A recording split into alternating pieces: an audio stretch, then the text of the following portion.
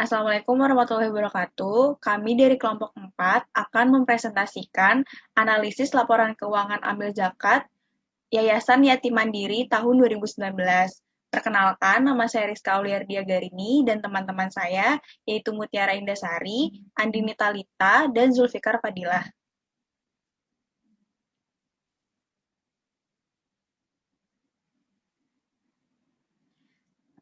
Yayasan Yatim Mandiri adalah lembaga amil zakat nasional atau LASNAS milik masyarakat Indonesia yang berkhidmat mengangkat harkat sosial kemanusiaan yatim duafa dengan dana ziswaf, zakat, infak, sodakoh, dan wakaf, serta dana lainnya yang halal dan legal dari perorangan, kelompok, perusahaan, atau lembaga.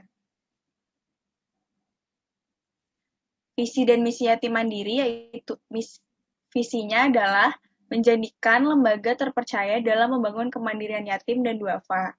Misinya yang pertama, membangun nilai-nilai kemandirian yatim dan duafa. Yang kedua, meningkatkan partisipasi masyarakat dan dukungan sumber daya untuk kemandirian yatim dan duafa.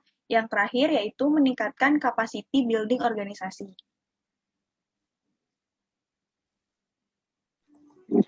Berikut merupakan dokumentasi program kegiatan yang dilaksanakan oleh Yatim Mandiri.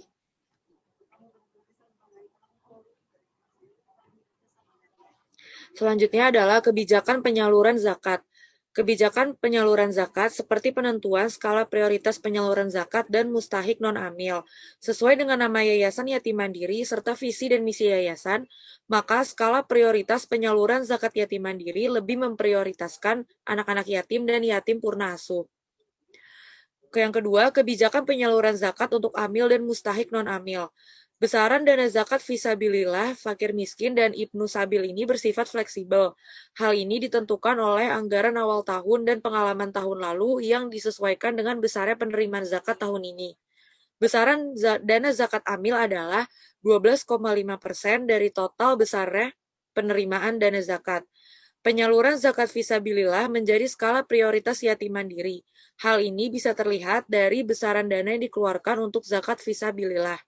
Sebagian besar dana zakat fisabilillah ini digunakan untuk bantuan modal usaha, sedangkan penyaluran zakat ibnu sabil tergolong kecil karena sifatnya yang insidentil karena penyaluran biasanya hanya terjadi di kantor-kantor cabang di daerah. Selanjutnya ada metode penentuan nilai wajar. Yatim Mandiri sendiri dalam penentuan nilai wajar untuk penerimaan zakat berupa aset non-kas menggunakan harga pasar yang berlaku pada saat itu dan hal tersebutlah sesuai dengan PSAK nomor 109. Berikut terdapat rincian jumlah penyaluran untuk setiap kelompok mustahik.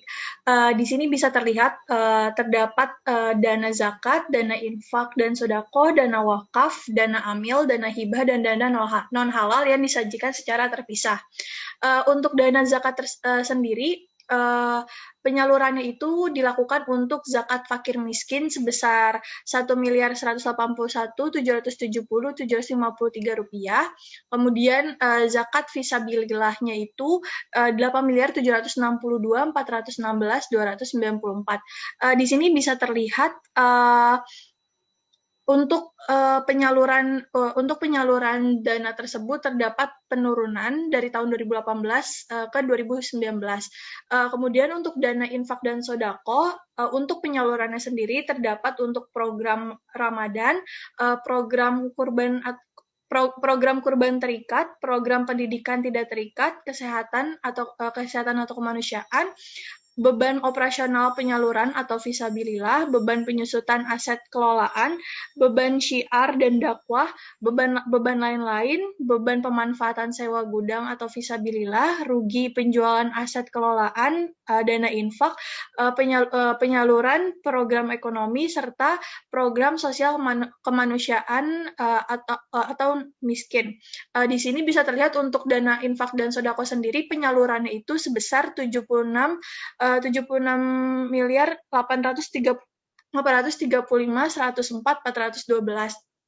Di sini juga untuk dana wakafnya itu penyalurannya untuk beban penyusutan aset kelolaan, wakaf produktif,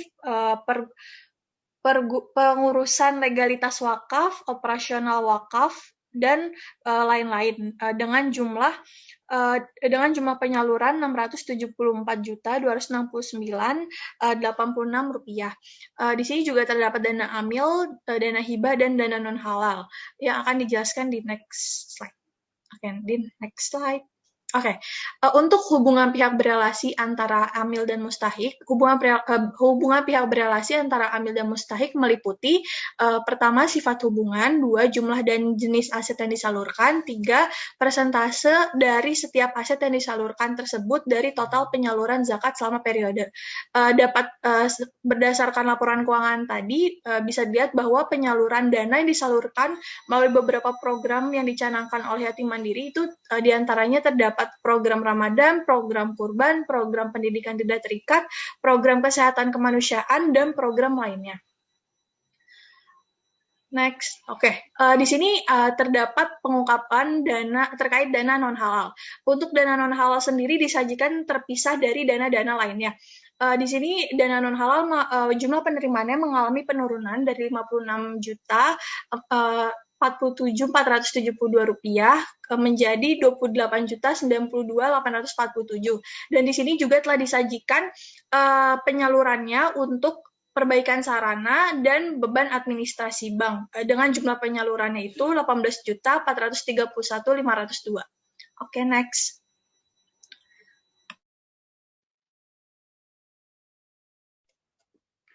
Dana non halal. Berdasarkan PSKK 109, amil harus mengungkapkan keberadaan dana non halal. Jika ada, diungkapkan mengenai kebijakan atas penerimaan dan penyaluran alasan dan jumlahnya. Dalam kondisi ini, Yatim Mandiri telah mengungkapkan keberadaan dana non halal tersebut, kemudian telah mengungkapkan penyalurannya dana tersebut di mana digunakan untuk perbaikan sarana dan beban administrasi bank. Next. Seperti yang kita lihat, pengungkapan terkait dana non halal, dana amil dan kinerja amil pada tahun 2019, jumlah penerimaan dana amil oleh Basnas ini sekitar 29.286.130.991. Sementara penyalurannya terhadap beban personel dia sekitar 21.416.561.405. Beban promosi sekitar 921 juta, beban administrasi dan umum sekitar 1,1 miliar, dan beban lain-lain 22 juta. Dan juga pada tahun 2019 ada surplus sekitar 5.762.357.085 rupiah. Saldo awalnya 10.045.219.517 rupiah.